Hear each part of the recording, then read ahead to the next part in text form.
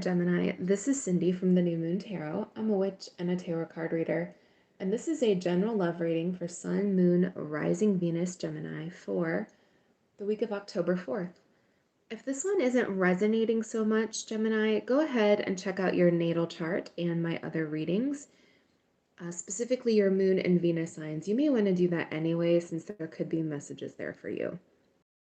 So, if you want to order a private reading, you're gonna have to wait a little bit. I am moving to Florida. So I will probably be starting readings again the week after next. If you're a cross watcher, keep in mind that the energies here could be reversed, and let's get going. So we're looking at the overall energy here. I think you're not in communication with this person. Four of Swords is a rest. It's taking some time out. It's healing. You can see how she's curled up in the fetal position. She's got that little heart that's broken next to her. We have the Five of Pentacles, which is feeling a loss. It's feeling lonely, feeling abandoned, kind of hurt. I honestly think that like the two of you had a pretty bad fight, and that you're both sort of, holed up in your corners right now. We've got the Five of Swords, which is looking back on, well, an argument or a fight of some sort. The fives are all about conflict. Five of Swords can be something really nasty. Maybe saying something that was below the belt, or this is a fight that's like living, rent-free in your head. You're replaying the events, thinking about it, wondering about it. I know they definitely are. And let's take a little bit of a closer look at you. We've got this Ace of Swords here. The Ace of Swords can be a revelation. Sometimes it's cutting somebody out, cutting someone off, speaking your truth and doing it in a very blunt way. I wonder if you've kind of laid it out for this person. You gave them, like how it is. You told it like it is, and they have to deal with that. I think maybe you had been holding on to this for a while. We have the High Priestess, Pisces energy. You may have been maybe taking some of their behaviors and not really letting them know how you felt about it. Sometimes the High Priestess is very quiet, highly intuitive. They may perceive you as being very quiet right now. Maybe whenever you've had a blow up in the past, you've been the one that approached them. But there's really this sense here that you're just not doing that anymore. You're listening to your intuition and kind of waiting for them to approach you with that Three of Wands. That's waiting for your ships to come in. I think if they want to heal this, if they want to fix this, they're going to have to make the move here. And there's a certain sense of stubbornness here. But if you look at them, they're kind of stubborn as well. They've got the Strength card, Leo energy. You could be dealing with a Leo. But the Strength card is being strong. It's being formidable. It's, I'm going to dust myself off. I'm fine. Whatever happens, I'm totally fine here. But I'm getting it's more like, I just feel like you told them some sort of truth over there at that Ace of Swords, and they're not dealing really well with it. We've got the Seven of Wands, which is defensive behavior. Sometimes that can be a card about sticking up for yourself. Like, I'm going to protect myself. I'm going to defend myself. Other times, especially with the cards that are showing up around it, like the Strength card, this can be someone who won't admit that they've done something wrong, that doesn't want to open up or be vulnerable about that. The Strength card is also holding back and not giving in to your animal instincts.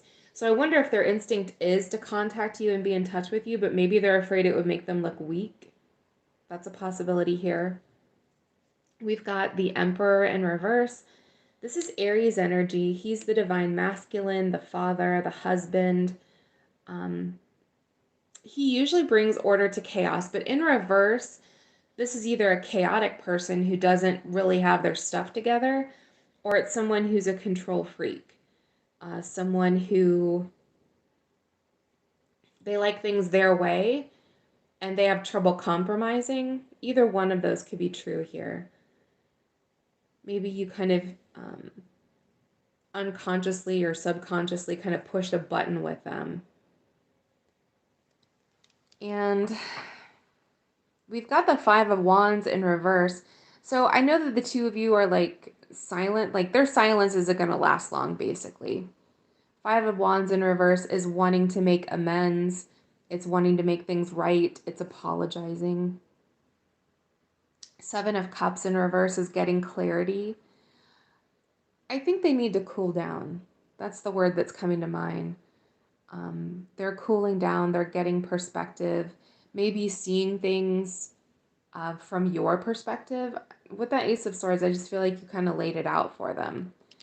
Maybe you gave them a little bit of a truth bomb and they're still kind of dealing with the aftermath of that. That Seven of Cups in reverse can it's getting over clouded judgment. Getting past like our own ego a little bit and kind of seeing things clearly. Page of Cups, Cancer, Pisces, Scorpio energy. This is a communication. This is a message coming in. I'm not going to say like this person will text you and be like, oh, I'm so sorry, I was wrong. They may invent some sort of pretext, or this is like a little bit of a hi or how are you? Like just sort of a little bit of a reach out, just to see if you would take their call even. All right, let's look back at you. So we have moving into calmer waters here with that Six of Swords. For some of you, this could mean that you're going to leave this relationship behind, but for others of you, you're going to move into a calmer place with this person. Page of Wands, Leo, Sag, Aries energy. This is definitely communication, taking a new path. They may even like, sometimes the Page of Wands can be kind of a sexy message, so it may be something along those lines. We've got the Judgment card here, Libra energy. You could be dealing with a Libra. That's making a big decision. It can also mean the resurrection of a relationship, trying things over again. I just feel like with that Ace of Swords, there was something there that you needed to get out. You needed to say. And I do think they're struggling a little bit with it. But they're not going to be able to be quiet for long. They're going to come back at you and, try to fix this. I wouldn't say that they're going to come right out and apologize, though. Whoever you're dealing with is really proud. We have the full moon power. This could happen around the full moon. That's possible. Sometimes you may have had a breakup during the full moon. The full moon is a time of heightened emotion. People tend to be a little bit more on edge. I know that for me, if you happen to be sensitive to the moon at all, especially if it's a watery moon, I don't have a lot of water in my chart and it just makes me, a little bit insane. So there could be something happening at the full moon or something did happen at the full moon. Or it's just a sense like things are coming full circle here. Like you're going to come back around to this person. They're going to come back around to you. I think there was something that needed to be aired here and it was. So that should help things. All right. Let me know down below if it resonated. If it didn't, check out your moon and Venus. I won't be doing readings this week. I'm sorry. Thank you so much for watching. Please like and subscribe so you don't miss any of my readings, and blessed be.